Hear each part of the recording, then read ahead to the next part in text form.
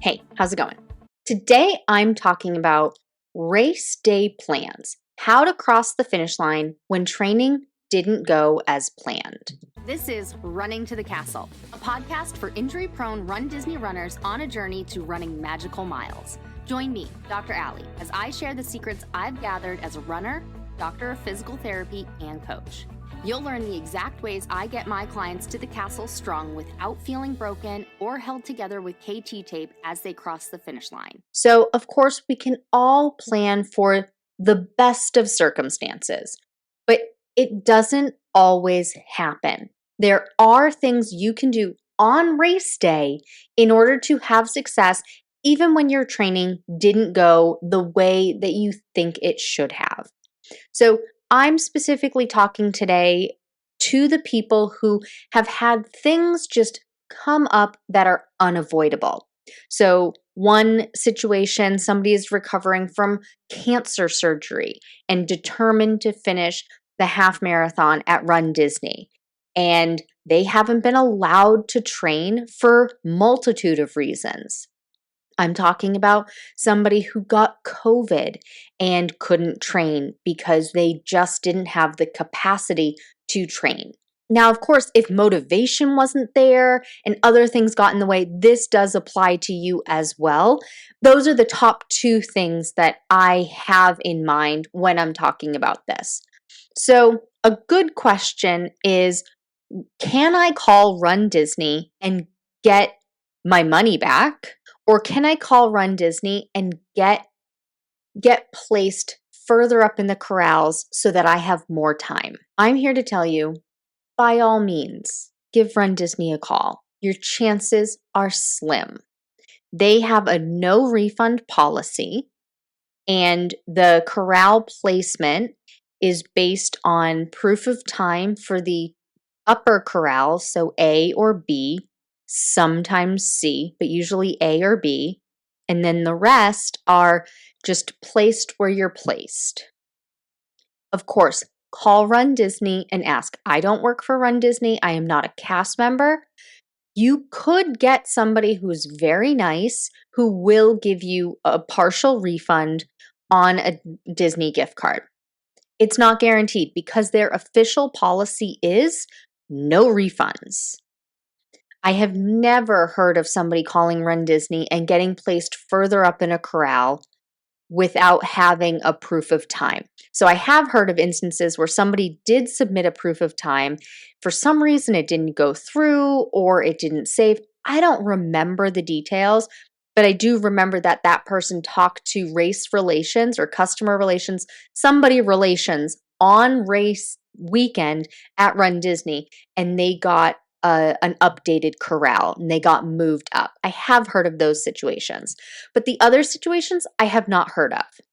So, a couple of things for race day to be mindful of so that you can have the success. Now, if you're training for hoping to get a challenge medal or a coast to coast medal, you do have to finish all of the races that are associated with that. So if it's a 2-course challenge, you have to finish the 10K, you have to finish the half marathon. If it's getting coast to coast, you have to finish 10-miler over Springtime Surprise, half marathon weekend at any of the Disneyland races, and then at least a half marathon or the full marathon at Disney World to get the coast to coast medal, as long as, of course, you've completed distance at the other race. A couple of things that you can do. Leading up to race day, do some gentle walking. Keep your body moving, but don't overdo it. I'm talking if you're training for the half marathon, you haven't really been able to do much, at least walk half an hour 2 days leading up to the half marathon or 2-course challenge. If you're doing the marathon, maybe 3 days. If you're doing dopey, 1 or 2 days, because you're going to have 4 days of racing. Plan out how you are going to do your races. So the 5K, no matter what race weekend it is, the 5K, walk. 5K is unofficially timed. Okay, meaning they will pull you off the course if you are taking an unreasonable amount of time on the race. But as long as you have forward progression, they will allow you to keep going, okay? They do say, of course, a 16-minute per mile, but there are no balloon ladies. There really aren't the sweepers. They'll nudge you along. So if you're doing a 5K for any part of the race weekend, walk it.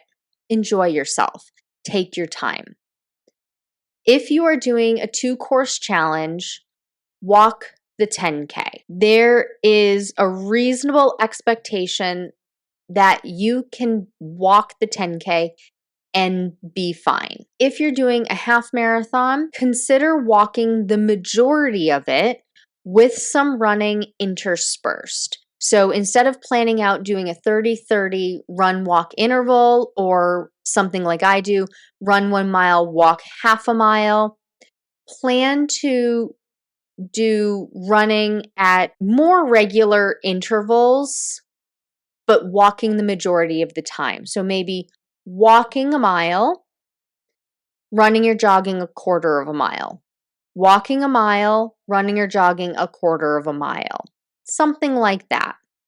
If you're doing a marathon, you are likely going to need to run a little bit more than that, but you could probably walk a mile, run half a mile, or situate yourself a little bit differently. Race week, eat, fuel, hydrate.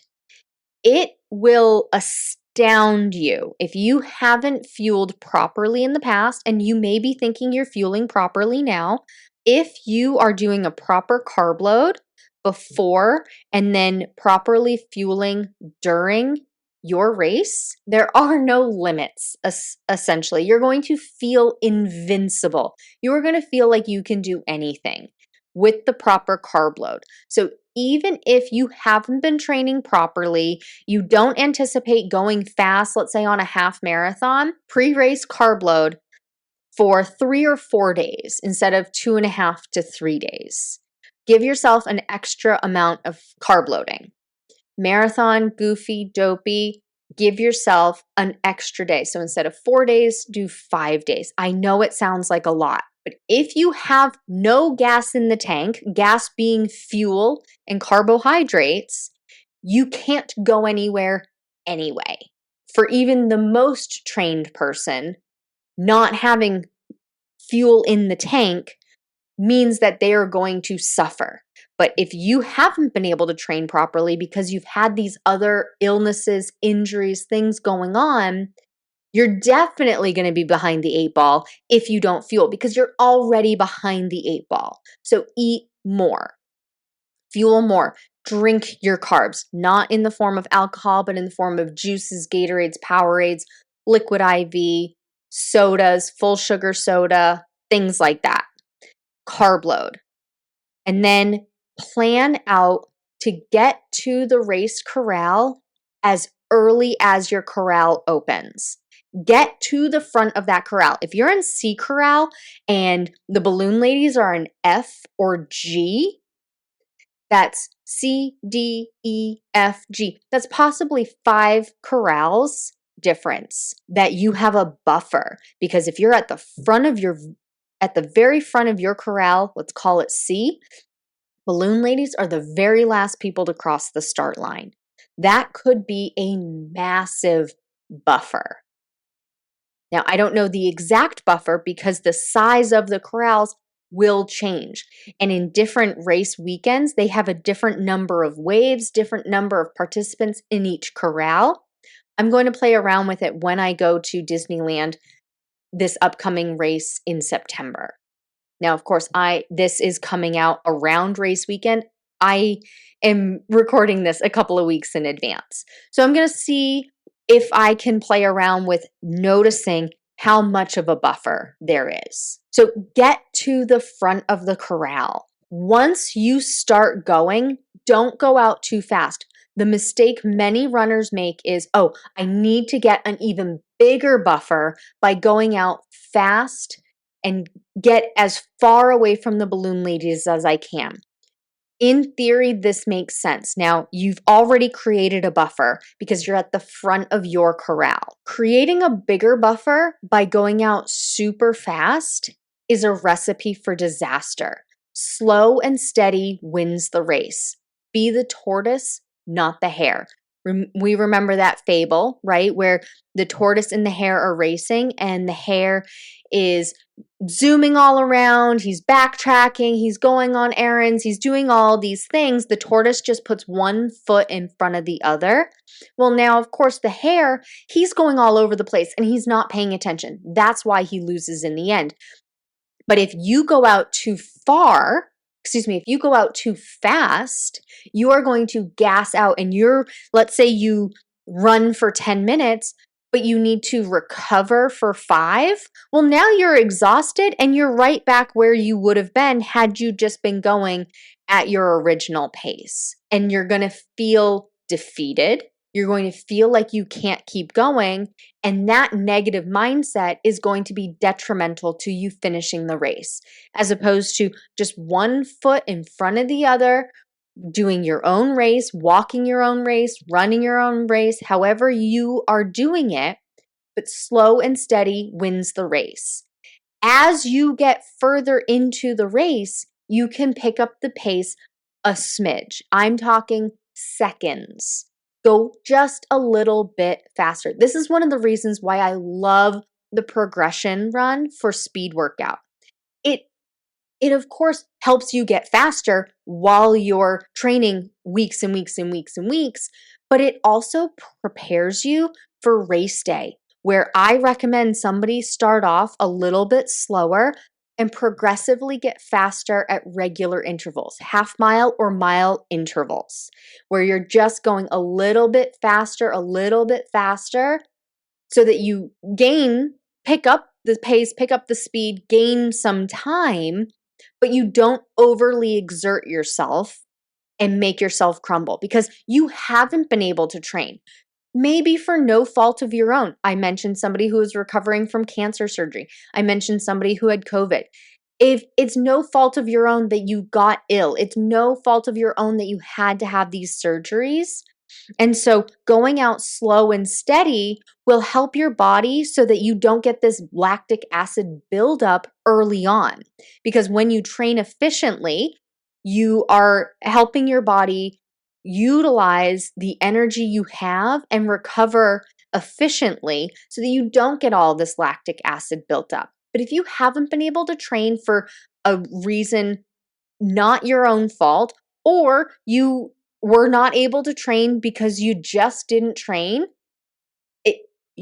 you need to be strategic about it on race day to make sure that you keep moving forward. Now, you may have to sacrifice character photos. So if you want character photos, do them in the corrals before or after the race. I do recommend after in this particular case because you want to get to the front of the corral.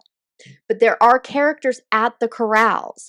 You can get character photos after the race in the finishers area. If it's an expo day, if there's still time, you can go back to the expo and there are some characters there. There are multiple ways to get character photos. You can also go throughout the parks and go and wait in line with the characters and have your medal with you and go through the process getting those character stops then. You may have to sacrifice character stops on the race when you haven't been able to train. But doing your pre-race carb loading and fueling right during the race so that you are constantly giving yourself that energy that you're going to use, getting to the front of the corral, starting off slow. Do not go out too fast because you will gas yourself out. Slow and steady wins the race. Start off slower, and then as time goes on, every mile, go just a little bit faster. And then if you're doing multiple race days, or actually even if you're not, even if you're just doing one race, go have some protein, do stretches after the race in the finisher's corral, go get some Powerade, go get the snack box, do some stretches while you have a snack.